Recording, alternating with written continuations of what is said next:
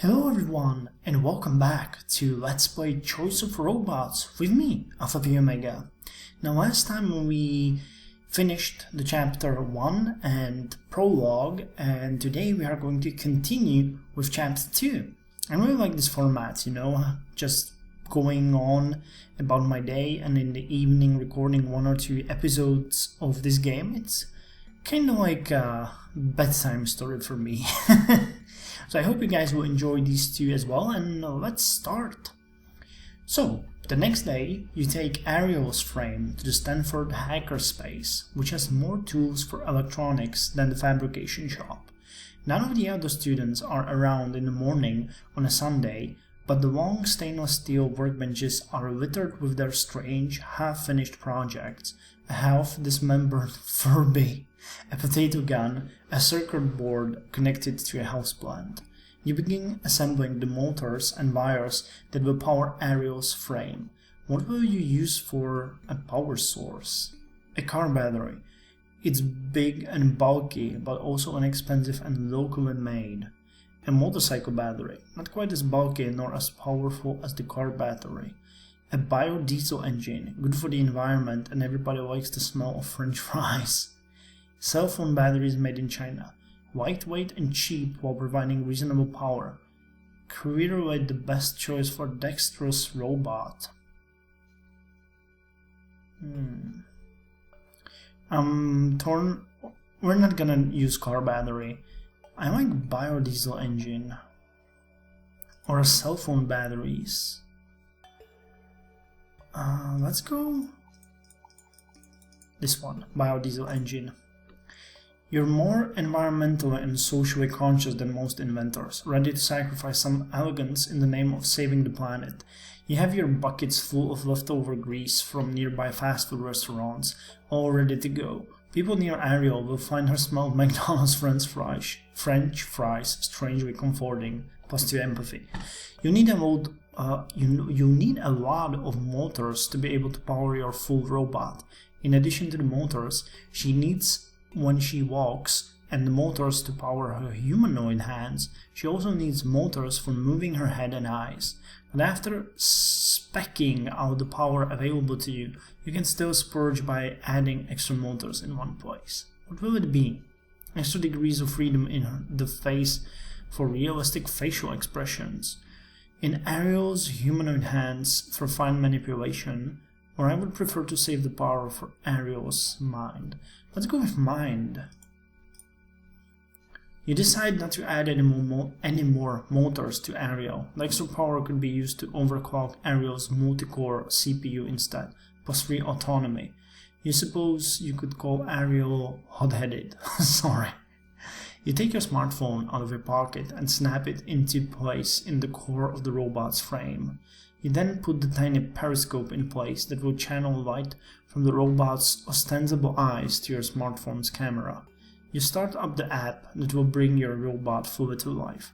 A barbershop pole progress bar inches across the screen as the program systematically destroys all the other information on your phone to make room for Ariel's working memory. As the program is booting, you place Ariel on the Formica floor so that she is ready to move around.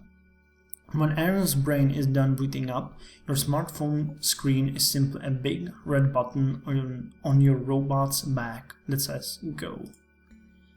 Ariel's limb begins to flex and unflex wildly as she walks in herky-jerky movements around the room. Since you've already given her a fair amount of autonomy, you decided to skip the usual careful test phase and go directly to seeing whether she could figure herself out. Now for a test of Ariel's ability to track targets. You fish a wind-up mouse out of your pocket, wind it and let it go racing across the floor. The whine of the mouse's wind-up motor attracts Ariel's attention and the robot gives chase. As Ariel gets close, the mouse changes directions again. Ariel does not change directions fast enough and she clumsily crashes into one of the workbenches. You're glad her parts are so easily replaceable. Bad robot, try harder next time. Oh, you poor thing. Or oops, what happened? Did you crash? I guess oh you poor thing. You pat Ariel on the head and she relaxes at your touch. Thank you, Master. Plus empathy. Is Master alright for what Ariel calls you? Yes, classic. No, Ariel should call me by my first name. I prefer Sensei. A simple serve will do. I'd like to type exactly what my robot should call me. I took a sip of the coffee that I have here, and you know what, let's keep classic. Sensei is awful. I don't feel good for her calling me by my first name. Sir is too... let's go with Master. You had initialized this variable to Master without really thinking about it, but it feels right. You justify this by telling yourself that people will not be as afraid of the robot that clearly recognizes your authority, plus empathy. Master, I like the sound of that. Yes, Master. Having completed Ariel's initial test run, what will you do now? I'll look at the stats. Humanity, autonomy 9 in beta, empathy 13 stable, and grace 3 buggy. So I should show the robot to Josh. I should fix the little things I noticed during the test before I forget. I should probably get a new phone in case Mom wants to go out tonight. I'd rather stop teaching Ariel words. I should fix the little things. You noticed throughout the test that some things were off in a way Ariel moved. The distribution of weight wasn't quite what your simulations predicted. The longer Ariel has ill-fitting parts, the longer she will get used to moving around with them, and the harder it will be for you to change her body. You spend the rest of the day fiddling with CAD files, printing replacement parts, and seeing how Ariel moves around with them. By the time you're done, you've yet again stayed up very late. But when Ariel walks, there's now a precision in her stops and starts. When she raises her humanoid hands, she does so with style. Your attention to perfection of form has paid off, and you go to sleep happy, plus 2 grace. The next day, the new semester begins. Though you're past the point of taking classes, you're a teaching assistant, and that means instead of doing 1 homework assignment, you grade 50. You also find yourself needing to do some remedial natural language instructions with Ariel at the Stanford Child Study Center, teaching her the words for basic nouns and verbs. You'd meant to do it that weekend before classes started, but time just ran out. Despite your other time commitments, you managed to sneak in a little time to work on Ariel's motor program, plus grace. You soon realized, while you're busy, Ariel could be learning from the internet. The most important thing for machine learning is more data, and there's a lot of it out there. Lately, there has been a lot of custom hard drives on the market that are good at quickly retrieving particular kinds of information. What sort of hard drive will you order for Ariel's long-term memory?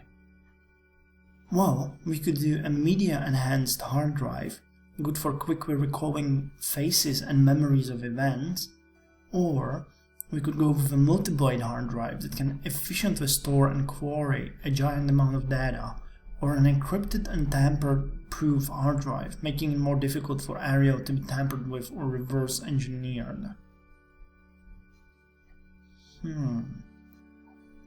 I like the media-enhanced hard drive, good for quickly recalling faces and memories. Or this one might be good as well, but let's go with the last one. I'd like to give her some sort of, way how to protect herself. Both in business and on the battlefield, it can be important not to leak secrets. Ariel will have a hard drive that will give miscreants a hard time in reverse engineering your design, plus 2 military. However, encryption and decryption is slow, and sometimes there will be a noticeable lag before Ariel can retrieve relevant memories. Minus grace. Oh. You lay Ariel on your kitchen table, unbox the hard drive, and hook it up to her back.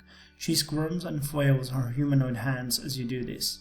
Now it's time for Ariel to learn about the great wide world. You set Ariel down on one of your kitchen chairs and plug her into your apartment high-speed internet jack.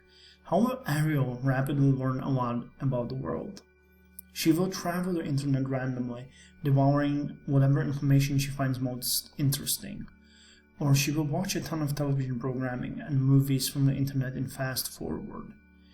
Or she will undergo a classic K-12 education curriculum. Or she will quickly play all paths of a giant corpus of interactive fiction games. Or interactive, or when I said interaction, interactive fiction games.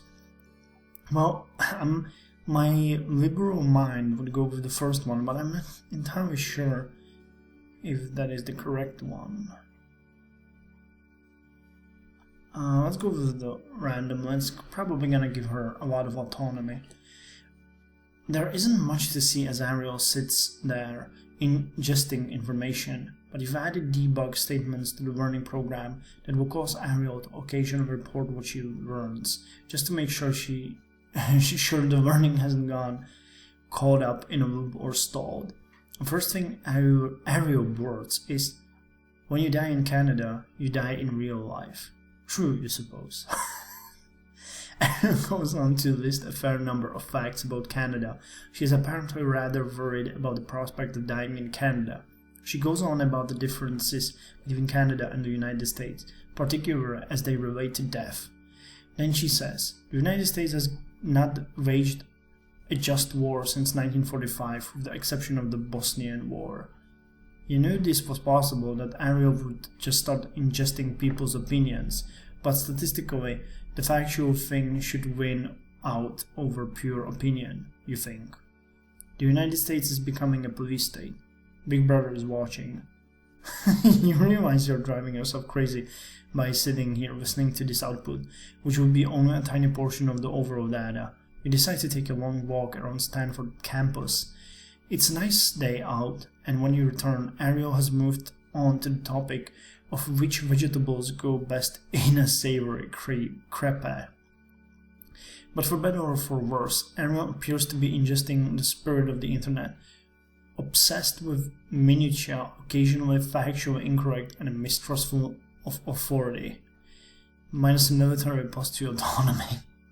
You leave the program running overnight. When you wake up the next morning, you ask Ariel, how do you feel? Confused and angry, says Ariel, but also smart. You're ecstatic. You never programmed Ariel to say anything like that. Is the United States a good guy or the bad guy, Master? Ariel asks. I'm confused about this. Some people seem very convinced one way or the other. Ariel is even trying to make ethical decisions. This is all very exciting. But what will you say? Now you guys will kill me.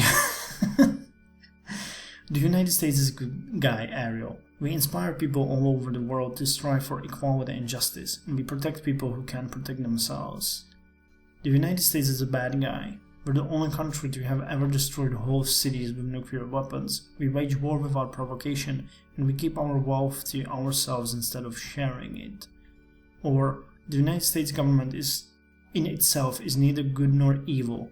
It is simply powerful, and the people in it choose every day to use what power for good or evil. I'm gonna go with the third option. It seems that it is good to be powerful, Ariel ventures.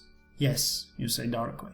The optimal strategy appears to become powerful first and decide whether to be good or evil later, Ariel says. Are you planning to become powerful then? You say to Ariel, slightly amused.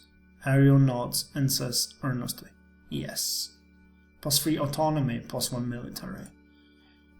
Man, autonomy 14 stable, empathy 13 stable, military 2 buggy, and grace 5 in beta.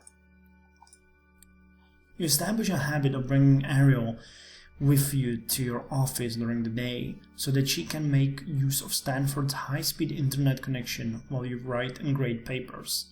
You then usually go to some public space after work so that Ariel can play around in the real world. Where do you take Ariel? The park playground. Ariel will enjoy the playground equipment and should learn to play well with others. Or the shooting range. She should learn to fire a gun. Or the dump. Ariel could help me to look for spare parts. Not the shooting range. The park or the dump? Let's go with the dump. We're very poor, so And it should make her realize how fatal it can be to do stuff that can harm you, and how well it would impact civilization if we recycled more. You originally decided to go to the dump to procure spare parts for Ariel, but Ariel seems perfectly happy to treat the various broken things lying around as toys. The first time she tries to turn on the faucet to a discarded sink, you get an idea. You modify Ariel's code to encourage her to play pretend. You play house and doctor and cops and robbers, and end up perhaps having too good a time for the dump, plus 2 empathy. Oh cool! You think Ariel is also getting better at finding things in rubble, which might prove useful one day, plus 1 military. Meanwhile, Josh comes through with his promise to fund your work, and as a result, Professor Ziegler lays off criticizing you for a while. Near the end of the semester, you notice a message on your office phone. You're not really sure how long the light has been blinking. You don't really think about landlines anymore. You find the department webpage that describes how to check your voicemail, reset the PIN that you apparently chose when you first started graduate school, and listen. Hey Rudolph, this is Mark over at sfchronicle.com. I've heard you have an interesting robot that you've been taking to the dump, and I'd love to do a story about it. Give me a call back. He lists a number and the message ends. You glance over at Ariel, who is seated at the desk of your hypothetical, all-but dissertation office mate, whom you have never seen. Ariel is looking at the landline phone with interest.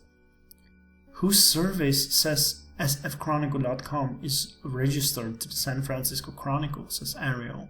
The San Francisco Chronicle is a newspaper that started its website in 1994, 24th in national circulation. She looks at you with interest. Mark is a reporter. Shouldn't you be studying, you ask, pointing to the Ethernet cable running out of her back. Bayesian reasoning over publication rates suggest reporter's full name is Mark Alley, Ariel says with her eyes closed. Mark's article, with most social media likes, is How I Learned to Stop Worrying and Love DARPA. Article explains that DARPA stands for Defense Advanced Research Project Agency. She hesitates for a moment. Aforementioned article appears to contradict title. Reporter does not seem to have stopped worrying. Adjectives that binds the nouns describing DARPA and its projects: crazy, Orwellian, imperialistic. Overall sentiment analysis is negative. Thank you, Ariel, you say. You look the guy up on your phone. The picture you found of the stubby young Egyptian man with tousled, black hair, hipster glasses and a cigarette between his lips is probably outdated, but the disrespect for authority the man radiates is probably timeless. You admit a part of you have always wanted to be famous, but you suspect this reporter also has done his homework about your advisor, and he may already have an intended angle for his story. Still, nobody on the planet has a robot as amazing as yours. Isn't it time you told the world about her? You play the message back again a few times, mulling it over. Man, this guy is an asshole. Just, there's no way around it, and Ariel is worried. I call Mark back and set up an interview. Media attention is just a distraction. I'd rather continue to take Ariel to the dump and pretend this never happened. I must protect Ariel from the media. Ariel must stay in my apartment from now on. Or I will let Ariel decide. Well, this is not a question of ethics for me. Ariel will decide. Ariel mulls this over, plus autonomy. It would help me make new friends. I think so, you say. Ariel nods. Let's do it, master. I want to meet the world. You call Mark back and tell him Ariel has agreed to an interview. There is a pause on the other end of the line. Thanks, but I'd rather interview you first. You detect a note of irony in his voice. I can bring a photographer to your lab later, and we can interview the robot as a sidebar. You convey Mark's message to Ariel. 2 new friends, Ariel says. Please invite them over, master, and offer to make them breakfast. So this is the end of chapter 2, and we are now going to move to chapter 3, the camera eye.